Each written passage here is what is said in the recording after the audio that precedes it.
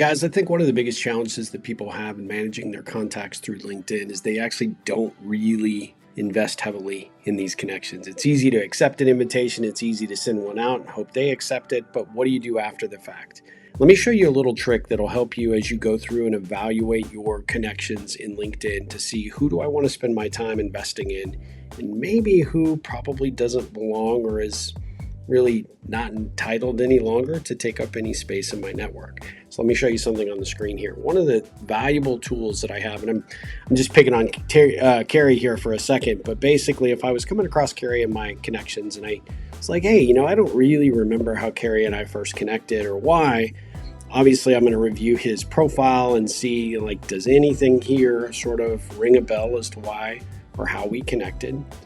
And then one of the biggest tools that I think most people overlook is the contact info, because this actually has some great detail, right? Not only his public profile, but if he has an email that's separate from contact here in LinkedIn, I think that can be helpful. This looks like kind of a generic one probably, because he probably gets a ton of spam. But this is the piece that I think is super critical. It's February 10th. What happened in February 10th that allowed us to connect? What engaged us?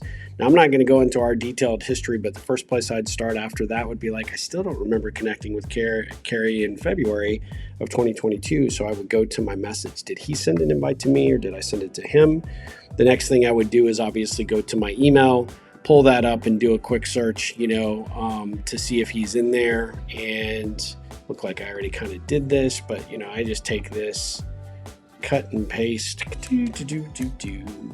and I will look through and see if I have an email from him. So I do not, which means that's for my owner insight email, which would make sense because for him, that's construction. My owner insight is construction. We obviously probably tried to connect. From there, I would go to my software platform to see if he was a user, if that's how we connected.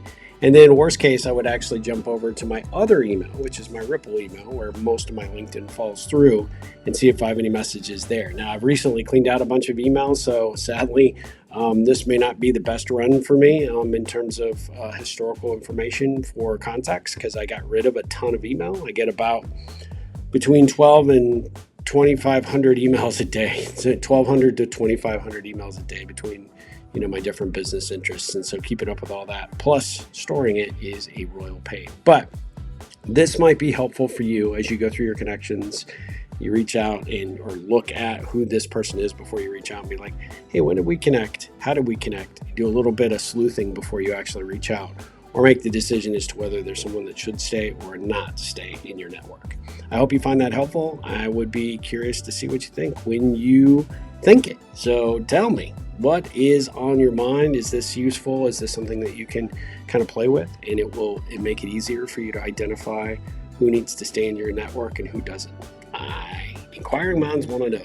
Well, this inquiring mind wants to know. Ripple on.